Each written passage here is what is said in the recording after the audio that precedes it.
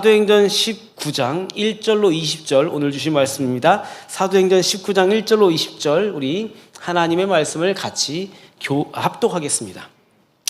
사도행전 19장입니다. 시작. 아볼로가 고린도에 있을 때에 바울이 윗지방으로 다녀 에베소에 와서 어떤 제자들을 만나 이르되 너희가 믿을 때 성령을 받았느냐? 이르되 아니라 우리는 성령이 계심도 듣지 못하였노라. 바울이 이르되 그러면 너희가 무슨 세례를 받았느냐? 대답하되 요한의 세례니라. 바울이 이르되 요한이 회개의 세례를 베풀며 백성에게 말하되 내 뒤에 오시는 이를 믿으라 하였으니 이는 곧 예수라 하거늘 그들이 듣고 주 예수의 이름으로 세례를 받으니 바울이 그들에게 안수함에 성령이 그들에게 임하심으로 방언도 하고 예언도 하니 모두 12사람쯤 되니라. 바울이 회당에 들어가 석 달 동안 담대히 하나님의 나라에 관하여 강론하며 권면하되 어떤 사람들은 마음이 굳어 순종하지 않고 무리 앞에서 이 도를 비방하거늘 바울이 그들을 떠나 제자들을 따로 세우고 두란노 서원에서 날마다 강론하니라. 2해 동안 이같이 하니 아시아에 사는 자는 유대인이나 헬라인이나 다 주의 말씀을 듣더라. 하나님이 바울의 손으로 놀라운 능력을 행하게 하시니 심지어 사람들이 바울의 몸에서 손수건이나 앞치마를 가져다가 병든 사람에게 얹으면 그 병이 떠나고 악귀도 나가더라. 이에 돌아다니며 마술하는 어떤 유대인들이 시험 삼아 악기 들린 자들에게 주 예수의 이름을 불러 말하되 내가 바울이 전파하는 예수를 의지하여 너희에게 명하노라 하더라.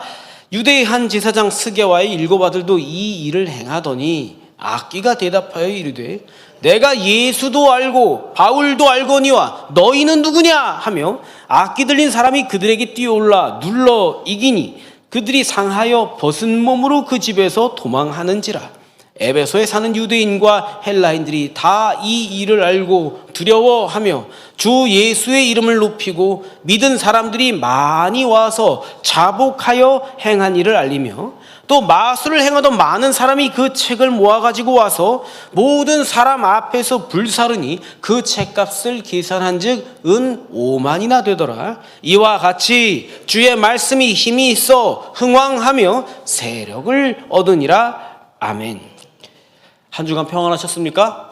잘 지내셨어요? 오늘은 서로 이렇게 인사합시다. 성령님께서 우리 안에 함께 하십니다. 시작. 성령님께서 우리 안에 함께 하십니다. 이렇게 대답하는 거예요. 아멘. 성령님은 결코 떠나지 않으십니다. 아멘. 성령님은 결코 떠나지 않으십니다. 성령님이 여러분들에게 함께 하시며 절대로 떠나지 않는다는 것을 믿으시기 바랍니다. 아멘. 다 믿는 거예요? 저는 다 믿고 계시죠? 좋습니다. 자, 오늘은 고린도에 이어서 에베소 교회 이야기를 나눕니다. 에베소 교회는 바울에게는 조금 뭐랄까 생각하기에도 곤란한 좀 불편해 그런 교회입니다. 우리가 이제 오늘과 다음 주일에 걸쳐서 나눌 건데 고린도 교회 지난주에 나눴던 고린도 교회는 바울이 3번이나 편지를 쓰잖아요. 그죠? 진짜 골치 아픈데 그래도 마음을 뗄 수가 없는 교회, 고린도 교회였어요. 근데 에베소 교회는 바울이 나중에 서신서를 쓰면서 상기하는데 내가 에베소에서 옛날 성경에 사자의 아가리에 있었다 이렇게 표현합니다. 왜 그랬을까? 다음 주에 나오고 오늘은 이제 이 에베소 교회에 온 사도 바울의 마음부터 시작을 합니다. 바울이 에베소에 올 때는 이제 3번째 전도 여행이 시작된 겁니다. 고린도 교회 전도까지는 2번째 전도 여행이었고 그 사이에 보면은 이제 다시 안디옥 교회로 돌아왔다가 이제 떠나는 일이 나와요. 에베소로 이제 출발을 하는데 사도행전은 2번째 전도 여행과 3번째 전도 여행 사이에 있는 요 일을 굉장히 의도적으로 축소합니다. 뭔가 생략하듯이 후딱 넘어갑니다. 이유는 그런 것 같습니다. 마치 고린도 교회 전도했던 요 사건을 에베소의 사건에 이어서 붙여놓는 것처럼 하고 싶은 것 같아요. 그러니까 바울의 내적인 상태는 아테네에 전도하다가 실망했지요? 실망했습니다. 실망하고 나서 고린도에 갔더니 고린도인 총독에게 끌려가서 재판받을 뻔하고 속이 엄청 상합니다. 그 감정선이 유지되고 있어요. 그리고 3번째 전도 여행을 떠나는 거죠. 어떤 심리적인 컨티뉴이티가 있어요. 연속성이 있습니다. 에베소를 향해 가는 바울은 그래서 뭐 막 하나님께서 부어주실 거야, 막 으쌰, 막 힘을 내, 화이팅, 그런 마음이 아니에요. 마음이 또 가봤자 또 쫓겨날 건데 뭐하러 하나, 가서 뭐 할 거야, 가봤자 좋아하지도 않으니까 뭐하러 해, 해봤자 뭐해, 그런 실망감이 있는 채로 에베소를 가고 있었던 것 같습니다. 로마 시대 에베소는 세상의 모든 것을 다 가진 것 같은 도시였습니다. 돈, 권력, 화려하기 짝이 없는 문화, 이게 밤낮 없이 돌아가던 도시가 에베소라는 도시였습니다. 우리가 다음 주에 나누겠지만 도시의 그 에베소라는 도시 심장부에는 거대한 신전이 있었습니다. 아데미 신전이 있었습니다. 아르테미스 신전은 에베소라는 도시의 성공과 번영을 약속하듯이 웅장하게 딱 버티고 있습니다. 그런 에베소 도시에 교회가 이미, 바울이 가기 전에 이미 교회 공동체가 있었습니다. 예수님을 믿는다고 고백하는 제자들이 있었던 거예요. 그러나 그들의 신앙은 에베소라는 거대한 도시 문화에 탁 묻혀서 미미합니다. 메가리가 없어요. 힘이 없습니다. 마치 모든 걸 다 갖춘 공동체처럼 보이지만 겉으로는 막 번듯하게 다 있어. 그런데 가장 중요한 엔진은 꺼져 있는, 망망대해에 엔진이 꺼진 통통배를 동동동 타고 뚝 꺼진 그런 모습처럼 표류하고 있습니다. 에베소 교회에 사도 바울이 찾아가는 겁니다. 본문 1절로 7절 시작. 아볼로가 고린도에 있을 때 바울이 윗지방으로 다녀 에베소에 와서 어떤 제자들을 만나 이르되 너희가 믿을 때 성령을 받았느냐? 이르되 아니라 우리는 성령이 계심도 듣지 못하였노라. 바울이 이르되 그러면 너희가 무슨 세례를 받았느냐? 대답하되 요한의 세례니라. 바울이 이르되 요한이 회개의 세례를 베풀며 백성에게 말하되 내 뒤에 오시는 이를 믿으라 하였으니 이는 곧 예수라 하거늘 그들이 듣고 주 예수의 이름으로 세례를 받으니 바울이 그들에게 안수함에 성령이 그들에게 임하심으로 방언도 하고 예언도 하니 모두 12사람쯤 되니라. 아멘. 바울은 에베소 교회 가자마자 그 사람을 붙들고 묻는 겁니다. 너희가 성령 세례를 받았냐? 성령을 받았느냐? 여기서 성령을 받았다 하는 말은 성령님이 무슨 인격이 아니다 그런 뜻이 아닙니다. 성령 에너지냐, 뭐 주거니 받거니 그러냐 그런 거 아닙니다. 번역상의 문제인데 바울의 말 헬라어를 좀 더 의역하면 이런 겁니다. 너희가 믿는다고 하였는데 성령님께서 인도하셔서 너희 삶에 어떤 변화가 생겼느냐? 그걸 묻는 겁니다. 성령님이 우리 삶에 임하여서 생기는 내 인생의 변화, 내 삶의 변화, 그것이 성령 세례라는 겁니다. 그러나 에베소 교인들은 성령 세례를 알지 못합니다. 믿음이라는 것을 말하고 있어요. 나도 예수님 믿습니다. 세례도 받았어요. 그런데 그것은 입으로 하는 믿음일 뿐입니다. 아무런 참회가 없습니다. 성찰도 없습니다. 회개도 없습니다. 아무런 변화도 없고 그래서 사랑도 능력도 믿음이 주는 믿음의 증거도 없는 삶을 반복하며 살고 있습니다. 그러나 여러분, 우리가 이미 여러 차례 나눠왔듯이 우리가 하나님을 믿는다 하는 말은 우리의 삶의 방향을 바꾸는 일입니다. 거기서 변화가 없을 수는 없어요. 충돌이 일어나지 않을 수 없습니다. 아니 어저께까지 그러다 갑자기 너 왜 이래? 이런 말을 듣지 않을 수가 없는 겁니다. 이전의 삶의 토양대로라면 난리가 날 일입니다. 그러나 에베소 교회는 성령님으로 인한 변화, 성령 세례를 알지 못합니다. 어떻게 괜찮은 것 같습니까? 성령님으로 인한 변화가 없는 신앙도 괜찮을 것 같아요? 아니요. 여러분은 어떻게 생각합니까? 믿는다고 말만 하면 되는 거라고 여러분도 알고 계실 겁니다. 입만 믿음으로 고백하면 내 삶의 실제는 어떠하든지 다 괜찮다고 여러분 그렇게 생각하시는 분 있습니까? 없겠죠 이제. 그죠? 그렇죠. 그런데 혹시 이게 그렇지 않은 줄은 알고 있지만 믿지 않을 때 내가 좋아하는 것들, 내가 사모하는 것들, 나의 성품, 나의 성격, 나의 스타일, 나의 인격, 나의 넓이, 나의 사랑의 자세, 그게 예수님을 믿기 전과 후가 조금도 달라지질 않습니까? 그렇다면 우리는 성령님으로 이끄는 믿음의 변화를 누리고 있지 못한 겁니다. 요한의 세례만 알고 있는 에베소 교인과 같은 거죠. 여러분, 이게 어찌 2000년 전에 에베소 교회에서만 일어나는 일이겠습니까? 어쩌면 우리들의 이야기일지도 모르는 거죠. 멋진 예배당이 있습니다. 잘 짜여진 프로그램. 성경 통독 몇 번을 했어요. 목사님, 저 성경 엄청 잘 알아요. 줄줄 외워요. 제가 암송하는 구절 읽어볼까요? 주르르르. 수많은 성도들이 함께 모여서 즐겁게 막 교제하고 막 즐겁습니다. 막 너무 재밌어요. 교회 오는 게 행복해요. 그러나 우리 삶에, 우리 신앙에 이 에베소와 같이 나 자신과 우리를 변화시켜가는 능력이 없다면 그것은 그냥 침묵해 열심히 하시는 중입니다. 그것은 어떤 내가 숨고 싶은 숨은 동굴 같은 겁니다. 엄마 치맛자락에 콕 쌓여서 나올 줄 모르는 아기 같은 모습 그대로입니다. 그것은 삶의 도피처만 될 뿐입니다. 세상에 나가서는 늘 찌질하고 비굴하고 무시당하고, 그래서 곁에 아무도 없어. 나를 알아주는 사람 아무도 없어. 그런 교회에 와서 그 눌려있는 것들 그냥 지 성질 그대로 확 풀어놓고 싶은 마음, 그걸로 교회에 와서 그렇게 살고 있는 겁니다. 그걸 받아주면 행복해. 마치 동력을 잃은 배같이 망망대해에 간신히 떠있는 모습으로 살아갑니다. 둥둥둥. 어디론지 가겠지 뭐. 물살 흘러가는 대로 살겠지 뭐. 내가 방관하고 있는 나의 삶, 나의 신앙, 나의 영혼입니다. 혹시 이것이 우리의 자화상은 아닌가요? 가슴에 손을 얹고 느껴보십시오. 이 안에 우리의 엔진은 뛰고 있는가? 이 안에 우리의 삶의 변화는 일어나고 있는가? 아니면 더 이상 내 삶의 거룩한 소동이라고는 일어나기를 원하지 않아. 나는 변화 같은 거 원하지 않아.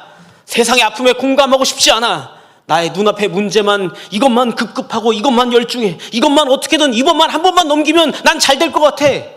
그런 마음입니까? 예수님의 말씀 앞에서 내 눈의 눈물은 바싹 말라버렸습니까? 그렇게 살아간다면 그 공동체는 아무리 몰려다닌다고 아무리 많은 사람이 모여도 그 속으로는 아무런 힘도 없습니다. 아무런 능력도 없습니다. 그런 삶에는, 그런 공동체는 조금도 자기 인생과 세상을 변화시켜갈 힘도 능력도 없어서 결국에는 실망과 실망을 거듭하다가 피폐하여질 겁니다. 에베소에 도착한 바울은 에베소 교회를 만나자마자 묻는 겁니다. 너희가 믿는다면서, 믿으면 성령님의 능력으로 인한 삶의 변화들이 있었더냐? 어떤 변화들이 있었더냐? 여러분, 바울의 이 질문은 우리를 정죄하기 위한 질문이 아닙니다. 이것은 공동체를 너무너무 사랑하였기에 묻는 의사의 진단과 같은 두드림입니다. 사랑하는 서북교회야, 너희가 함께 믿음의 공동체를 이루었다고? 그렇다면 너희 안에 성령님으로 인한 삶의 변화가 있더냐? 무엇을 결단하고 오늘은 무엇으로 변화될 것이냐? 사랑하는 서북교회야, 너의 삶의 방향은 변화되었느냐? 아니면 너도 저 에베소처럼 둥둥 떠다니고 있는 중이냐? 사랑하는 서북교회야, 너희 모임 가운데, 너희 섬기는 일 가운데, 너희 사역 가운데 살아계신 하나님의 마음을 느끼며 경험하며 나누며 살고 있느냐? 그러나 에베소 교회의 대답은 충격입니다. 아니요, 주님, 우리는 성령님이 계시는 것도 몰랐습니다. 아니요, 주님, 우리가 웃고 떠들고 우리를 위한 열심에는 열중을 하고 있었지만 그런 것은 세상과 전혀 다른 방식의 추구는 못 되었습니다. 아니요, 주님, 저희는 주님 마음을 한 조각도 흉내도 못 내는, 그래서 삶의 동력은 잃어버린, 차갑게 식어버린, 간신히 둥둥 떠당기기만 하는 그런 인생입니다. 아니요, 주님, 저희는 주님의 사랑과 은혜를 받기만 할 뿐 조금도 행하며 나눌 줄은 모르는, 다 썩어 문드러져 버린 인생들입니다. 여러분 그러나 기억하시죠? 사실 바울도 그 엔진이 식은 채로 에베소라는 곳에 온 거예요. 그러니까 에베소에 와서 옛날 목사님 말씀 하나도 틀린 게 없더라고요. 꼭 지 같은 사람 만나는 거예요. 지 같은 사람. 다 식은 마음으로 식은 곳에 딱 온 거예요. 거기서 바울은 이렇게 합니다. 8절로 13절 시작. 바울이 회당에 들어가 석 달 동안 담대히 하나님의 나라에 관하여 강론하며 권면하되 어떤 사람들은 마음이 굳어 순종하지 않고 무리 앞에서 이 도를 비방하거늘 바울이 그들을 떠나 제자들을 따로 세우고 두란노 서원에서 날마다 강론하니라. 2해 동안 이같이 하니 아시아에 사는 자는 유대인이나 헬라인이나 다 주의 말씀을 듣더라. 하나님이 바울의 손으로 놀라운 능력을 행하게 하시니 심지어 사람이 바울의 몸에서 손수건이나 앞치마를 가져다가 병든 사람에게 얹으면 그 병이 떠나고 악귀도 나가더라. 이에 돌아다니며 마술하는 어떤 유대인들이 시험 삼아 악귀 들린 자들에게 주 예수의 이름을 불러 말하되 내가 바울이 전파하는 예수를 의지하여 너희에게 명하노라 하더라. 아멘. 사도 바울이 거기서 하는 일이 뭐냐면 말씀을 가르칩니다. 여러분 그거 아시죠? 꺼진 엔진에 시동을 거는 것, 마음의 엔진에 다시 시동을 거는 건 사실 쉬운 일은 아니에요. 혹시 마음의 엔진이 꺼져 보신 분이 있을지 모르겠으나 마음의 엔진이 꺼지잖아요? 여기에 다시 불 땡기는 일이 쉽지 않아요. 그거 왜 혹시 모르실까? 오랫동안 연애를 안 하면 그런 걸 뭐라고 그래요? 연애 세포가 다 죽어. 그죠? 그럼 그거 다시 살려내는 게 쉬워요? 어려워요? 자주 하시나 봐요? 그런 것 같은 겁니다. 여러분 이런 변화는 어떻게만 이루어지느냐? 오직 하나님의 마음을 심고 기르는 것으로만 가능합니다. 바울은 자기가 할 수 있는 최선의 것을 합니다. 하나님의 말씀을 나누고 가르칩니다. 그런데 그렇게 해도 회당에 있던 처음 에베소에 있던 교인들은 듣지를 않습니다. 고작 12명뿐이었습니다. 바울이 그 공동체를 떠나서 두란노 서원으로 옮겨서 그 12를 2년을 가르칩니다. 그러다 10절에 뭐라고 되어 있냐면 다 주의 말씀을 듣더라. 성경이 그렇게 기록하고 있죠. 그 뒤로 이어지는 본문에는 하나님의 능력으로 인한 많은 역사가 등장합니다. 치유의 역사가 등장합니다. 하나님의 능력은 하나님의 말씀을 귀 기울여 들은 그 사람들에게 일어납니다. 고집스럽게 웅크리고 있고 밀어내는 이들은 그 역사를 보지 못했어요. 하나님의 능력을 경험하는 이들은 누구냐면 하나님의 말씀으로 훈련되고 하나님의 말씀으로 결단하고 변화되는 그 인생에게 내가 어떻게 하면 하나님의 마음에 순종할 수 있을까를 고민하면서 변화된 이들에게 그 병고침의 역사, 치유의 역사가 일어나는 거죠. 여러분, 성령님은 자유의 영입니다. 자유의 영. 우리가 묶여있던 세계에서 나와서 우리를 자유케 하시는 영혼. 그래서 그 방향 전환을 결심하는 이들에게 하나님은 능력을 심어주는 겁니다. 본문에 나오는 치유의 역사는 사실 손수건을 얹었더니 병이 나았다. 이런 거는 눈에 보이는 너무 국지적인 일일 뿐입니다. 사실 더 큰 역사는 하나님께 늘 있습니다. 아니에요? 전혀 아닌 것 같아요? 여러분, 하나님께서는 여러분 개인적인 여러 가지 문제들에 관하여 깊이 개입하시고 그 모든 일들을 하나씩 풀어가시면서 치유해내시는 분이십니다. 그런데 이게 더 공동체화되면 그 공동체의 매듭을 풀어내는 치유의 역사도 하나님은 능히 하시지요. 성령님은요, 그 매듭 푸는데 어떤 문제들을 풀어내는데 전문가십니다. 이런 분야는 성령님 외에는 다른 방법이 없어요. 제가 많이 보고 성경에 많이 나옵니다. 여러분, 우리 안에 매듭이 있나? 목사에게 묻는다면 제가 보기에는 매듭이 있습니다. 없다고는 말씀 못 드리겠어요.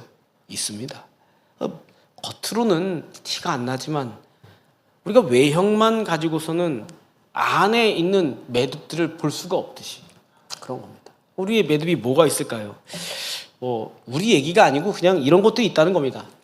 매듭이란 이런 거죠. 공동체의 매듭은 첫 번째는 서로를 향한 판단하는 마음, 미워하는 그런 마음을 가진 매듭입니다. 모든 신앙인들은 오래 함께 신앙생활을 하잖아요. 그러면 알게 모르게 서로에게 영향을 주고받습니다. 그러다 보면 상처도 생기고 상처도 받고 오해도 생기고 오해를 만들고 오해를 가속하고 오해를 전달하고 계속 그럽니다. 그러면서 사는 거예요. 속으로 그러다 보면 서로 오래 살다 보면 이렇게 생각해요. 저 인간은 원래 저런 인간이야. 아유, 저 집사는 도대체 변하질 않아. 사람 고쳐 쓰는 거 아니랬어. 에이, 퇴 가요. 그게 한 공동체를 오래 같이 있으면 생기는 일들입니다. 근데 여러분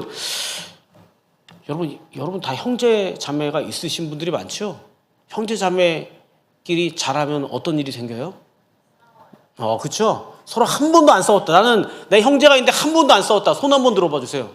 나는 우리 형제를 볼 때 늘 태어나면서부터 그렇게 예쁘면서 지금까지도 한 번도 변함없이 사랑스럽고 아름다웠다. 저는 제 여동생이 있는데 제가 고백하건대 강단에서 할 말은 아니지만 저 새끼 죽었으면 좋겠어 이런 생각이 들 때가 있었습니다. 솔직히 고백하건대 나 쟤 왜 이러지? 고백하건대 그러면서 큽니다. 그런데 그러더라도 누구 때문에? 아빠가 무서워서 차마 그 말은 못했어요. 아빠가 무서워서 다시 어깨 동무하고 우에 있게 그러고 지내는 겁니다. 그러면 여러분 주님을 아버지라고 부르는 이들은 어찌해야 할까요? 여러분 이런 매듭은 그 공동체의 맥을 콱 틀어쥐는 그런 문제들입니다. 이런 문제가 있는 채로 사랑의 능력은 일하지 않습니다. 그 공동체는 그런 마음들 때문에 중풍병에 걸립니다. 성령님께서 우리에게 부어주시는 마음은 그 딱딱한 마음을 녹여내시고 판단하는 마음이 아니라 예수님의 눈으로 서로를 바라보게 하시는 것입니다. 저 인간 미워할 수밖에 없는데 누가 봐도 미움받을 짓거리를 하고 있는데 그 사람을 위해서 눈물로 기도하게 하시고 그 인생을 들여다보고 그 사정이 이해가 되는 겁니다. 그리고 안아줄 수 있는 인간이 되는 겁니다. 그게 성령님께서 매듭을 풀어주시는 일. 본문에 수건을 얹어서 병을 낫는 것보다 훨씬 더 위대한 성령 세례, 성령님으로 인한 변화입니다. 뭐가 또 매듭이냐? 둘째, 우리가 과거의 영광에 묶여있는 매듭이 있습니다. 늘 하는 게 이거는 왕년에는 내가 이랬는데 왕년에는 이랬는데 옛날에는 어렸댔는데 과거의 추억에 잠겨서 벽장 안에 트로피 탁 열어놓고 할아버지가 벽난로 앞에서 트로피를 감상하는 거예요. 다 감상하고 있어.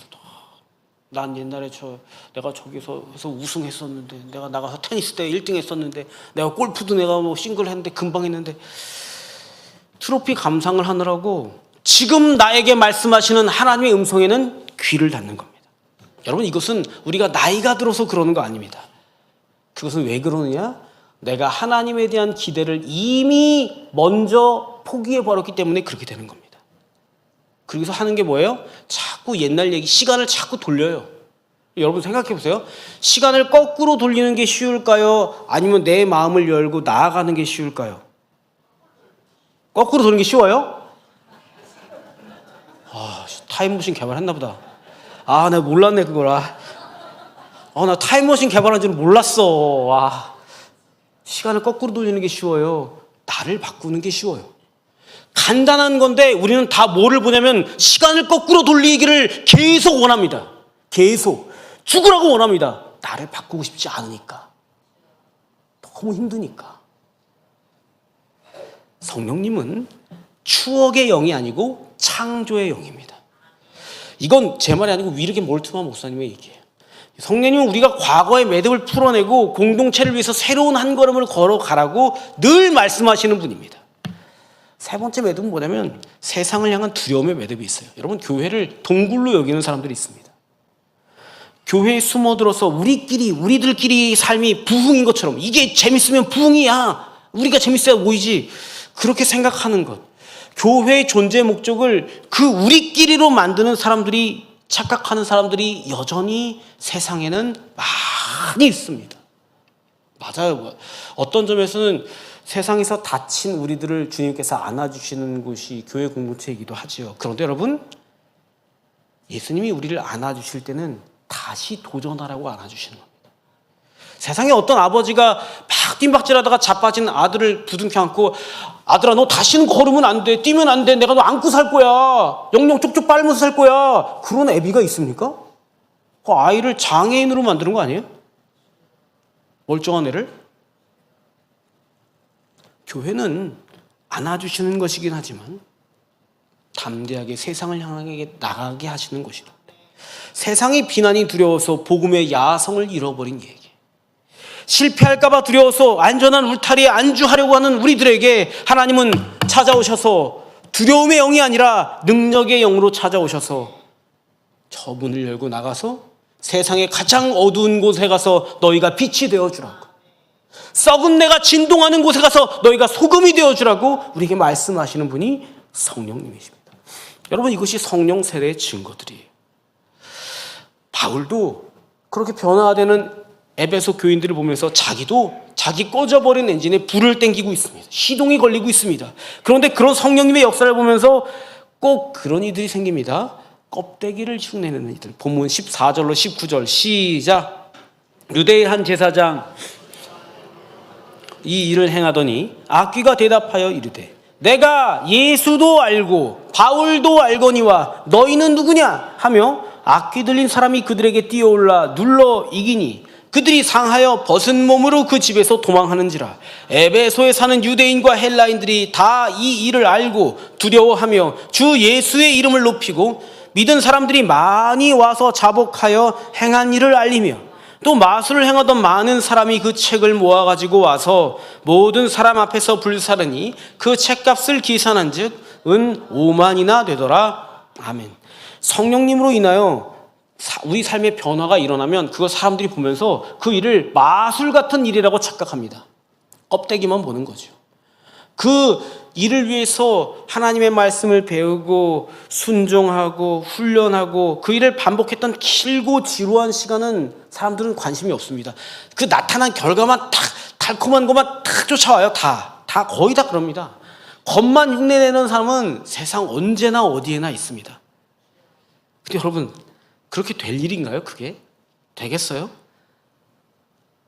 내가 내 마음 결단하여 저 어둠 가운데서 빛이 되려고 하는 마음, 그 결단, 그 삶 없이 만약에 성령님의 역사가 일어나기를 바란다면 그것은 마술적인 것을 기대하는 마음입니다.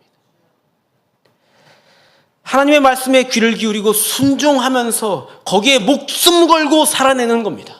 그러면 그 말씀은 우리 인생의 매듭이 풀려나게 되고 능력이 되게 됩니다. 그걸 온 세상이 봅니다. 그러면 세상이 당장에 우리에게서 와서 물을 겁니다. 야, 너희는 누구냐? 도대체 너희는 누구길래 이런 일들이 너희에게 일어나는 거야? 에베소에서 바울을 흉내내던 스게와의 7 아들들을 그들이 막 하려고 할 때 악귀가 그들에게 물었잖아요. 본문에. 그죠? 내가 예수도 알고 바울도 아는데 너는 누구냐? 이 질문은 여러분, 오늘 세상이 여러분들 각자와 교회 공동체에 묻는 질문입니다. 세상이 묻고 있는 겁니다. 예수님은 십자가에서 자기를 던지셔서 온 세상을 위한 구원의 길을 보이셨다. 교회는 그 십자가 아래 세워진 것이다. 그런데 너는 누구냐? 너는 십자가가 장식품쯤이라고 여기고 있느냐? 너는 지 교회 덩치만 불리는 것에 관심이 있느냐? 교회 예산이 얼마인지만 관심이 있느냐? 하나님을 글씨로만 아느냐? 너는 세상에 이기적인 집단하고 뭐가 다르냐? 너는 누구냐? 너의 교회에서는, 너에게서는 정말 예수 그리스도의 향기가 나고 있느냐? 아니면 세상보다 더 지독한 이기심과 탐욕과 욕심의 비린내가 나느냐? 이 말은 여러분들보다 목사에게 더 많이 아픕니다. 아파요, 여기가. 그러나 이 질문은 우리를 비난하려는 질문이 아닌 줄 저는 압니다. 이것은 우리에게 진짜를 묻는 질문, 진짜가 되어라고 결단하게 하는 질문입니다. 우리들 각자와 교회의 가치는 건물 크기가 아니고 성도들 숫자로 결정되는 게 아니라는 겁니다. 이 공동체 안에서 살아서 역사하시는 성령님을 나는 얼마나 신뢰하며 따르고 있는가, 그런 이들이 얼마나 있는가, 그 충만함으로 결정된다는 겁니다. 여러분 기억하십시오. 바울이 시작한 에베소 교회의 시작은 고작 12명이었습니다. 12명이 시작한 것이 온 아시아에 퍼졌고, 다시 그 이야기는 에베소 교회를 뒤집어 놓습니다. 세상이 우리를 향해 너는 누구냐 그렇게 물을 때 두려워하지 마십시오. 혹은 따박따박 말로 대답하지 마십시오. 그건 보여주는 겁니다. 세상보다 독한 이기심 버리고, 세상보다 냉혹한 욕심과 탐심 버리고, 세상을 향해서 마음을 열어놓고, 나 다 가져가라. 내 이것도 벗어줄게. 어디 이것도 벗어줄까? 반스도 벗어줄까? 그것이 예수님이 우리에게 가르쳐 주신 일입니다. 여러분, 이 가짜를 결국에는 세상도 알게 됩니다. 그리고 에베소에서는 이 난리가 나는 거예요.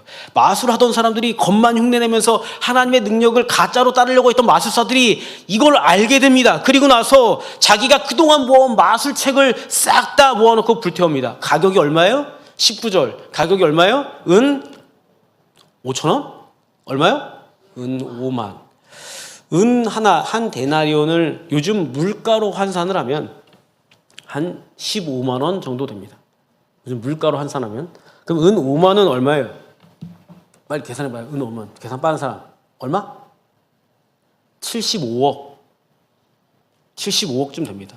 어떻게, 눈 하나 깜빡을, 와, 역시 이분은 눈 하나 깜빡을 안 하시는구나. 75억쯤은 주머니에서 꺼낼 수 있다는 듯이. 역시 장난 아니야. 통장 안에 좀 있나 봐요. 75억. 이거 이렇게 아까운 것을 왜 불태워? 당근마켓에 팔면 얼만데. 아니에요?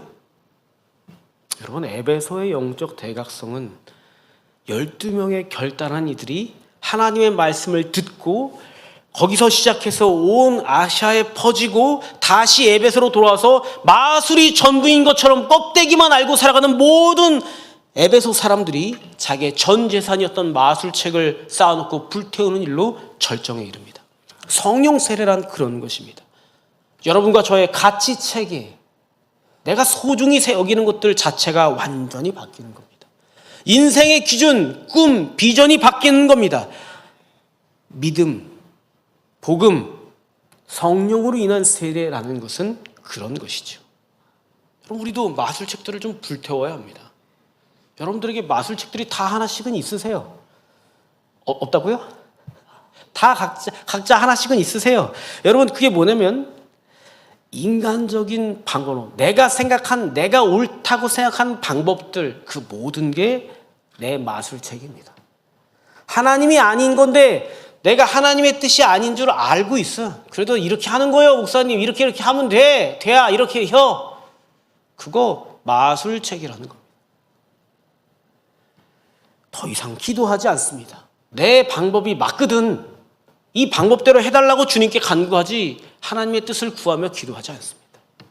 더 효과적인 프로그램, 그게 맞거든. 세련된 전략, 그게 맞거든. 그게 맞으니까 더 기도할 필요 없습니다.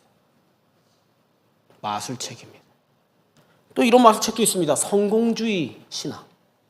내가 믿는 거는 나 성공하려고 믿는 거야. 교회의 본질인 사랑과 섬김은 어디로 가는지 모릅니다. 그리고서 성공을 추구합니다. 더 큰 것, 더 넓은 것, 더 좋은 것, 더 높은 것, 더 대단해 보이는 것. 성공주의가 마술책이 되어서 우리를 뒤흔들고 있습니다. 그걸 못 놓고 있어요. 꼭 붙들고. 뭔가를 하더라도 내가 성공하기 위한 전략으로 써먹을 생각합니다. 순수하게 사랑으로 하지 못해요. 다 전략이고 다 꾀요. 어렵습니다. 어려워요. 불태워야 할 일들이죠. 또 하나는 안주, 내 편안함이라는 마술책이 있습니다. 내가 편안하기 위해서 나 신앙생활하는 거 아니야? 목사님, 나도 편하게 좀 살고 싶어. 그 잘못이에요? 잘못 아니죠? 그럼 나 그렇게 냅두세요. 안주합니다. 영혼을 향한 열정은 이미 새로운 영혼, 무슨 새로운 영혼이 오면 불편해. 그냥 있어. 오거든 저 끝에 나 방해하지 말고 가서. 나를 양보할 생각은 없어. 네가 네 거 해. 그런 열정 없습니다. 증발했어요. 다음 세대를 위한 양보. 아유, 젊은 것 누릴 거 많잖아요. 나 고생 많이 했어요. 나를 위해서 해줘요. 그런 겁니다. 우리끼리 나를 위한 나만의 공동체가 되고 싶은 마음. 편안한 안주라는 마술책을 꼭 품고 있습니다. 여러분, 이런 것들이 다 마술책입니다. 그럴싸하게 공동체를 성장시키는 지혜처럼 교묘하게 꾸미고 있지만 사실은 우리의 영혼을 병들게 하고 성령의 능력은 잊어버리게 합니다. 교회의 본질은 어디 가는지 모르겠고 망망대해를 총처 없이 떠돌아다니게 하는 무서운 우상이죠.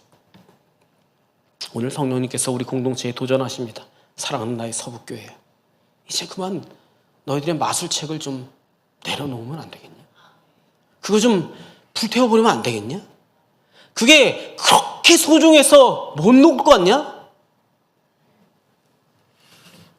그것만 내려놓으면 내가 너를 통해서 너가 가진 세상들, 너의 공동체들, 너 발밑에 있는 모든 것들을 새롭게 하는 놀라운 역사를 시작할 건데 너 그걸 못 믿겠냐? 여러분, 이 부르심이 우리를 향한 주님의 부르심입니다. 에베소의 변화는 이 은 5만이나 되는 마술책의 잿더미 위에서 능력이 되는 거예요. 한 공동체가 함께 엎드려서 주님 말씀 앞에 귀를 기울이고 자기의 무력함을 정직하게 고백하고 거기서 결단하고 그 일로 말미암아 치유의 일이 나타나고 치유의 일로 말미암아 아시아가 전도되고 다시 돌아와서 자기가 가진 소중한 마술책들을, 우상들을 다 낱낱이 불태웠을 때 그 결과를 사도행전은 이렇게 기록합니다. 본문 20절 시작. 이와 같이 주의 말씀이 힘이 있어 흥왕하여 세력을 얻으니라. 아멘. 헬라어 원문을 이걸 직역하자면 이런 방식으로 주님의 말씀은 성장하고 능력이 되었으며 주님이 뜻하신 대로 이루어졌다. 원문을 직역하면 그렇습니다. 진짜 미라클은 이런 겁니다. 마술적인 교묘한 눈속임이 아니라 하나님의 말씀을 읽고 순종하며 결단한 12사람이면 그 도시를 충분히 변화시킨다는 겁니다. 사랑하는 성도 여러분, 우리는 어떻습니까? 여러분들은 어디를 향해 항해를 하고 있는 통통배들입니까? 아니면 세상의 풍파에서 엔진은 푹 꺼진 채 간신히 둥둥 떠있기만 하는 겁니까? 만일 그렇다면 오늘 주신 말씀 앞에서 결단하면 됩니다. 하나님께서 바울의 마음에 불을 지펴주신 것처럼 오늘 우리의 신앙과 삶에도 불을 지펴주실 겁니다. 저는 믿습니다. 하나님께서 에베소 교회에 꺼져버린 파사사사삭 잠자고 있던 요한의 세례만 알던 사람들을 변화시켜서 성령님으로 인하여서 일어난 모든 역사를 경험하게 하신 것처럼 우리 은혜의 뜰 서북교회 모든 성도들에게 그 은혜 주시리라고 저는 믿습니다. 우리 이렇게 기도하는 겁니다. 하나님, 여기 미적지근한 마음 다시 뜨겁게 만들어 주십시오. 우리의 닫힌 마음 주님 열어 주십시오. 주님께서 말씀하시면 그것에 순종할 지혜를 주십시오. 그렇게 구하는 겁니다. 또 구하는 겁니다. 하나님, 주님의 서북교회가 하나님의 능력을 신뢰하는 거룩한 소동의 진혼지가 되게 하여 주옵소서. 주님, 우리가 주님 앞에 마술책을 불태우게 하여 주옵소서. 내 방법이 맞다고 그것 좀 그만하게 하여 주옵소서. 오늘 우리 주님의 말씀이 여러분의 삶과 우리의 가정과 우리의 공동체를 다 뒤흔드셔서 성령님으로 말미암아 다시 다 흥왕하게 되는 역사가 일어나기를, 그 거룩함으로 세워지는 우리 은혜의 뜰 모든 성도들의 인생 되시기를 주님의 이름으로 축복합니다.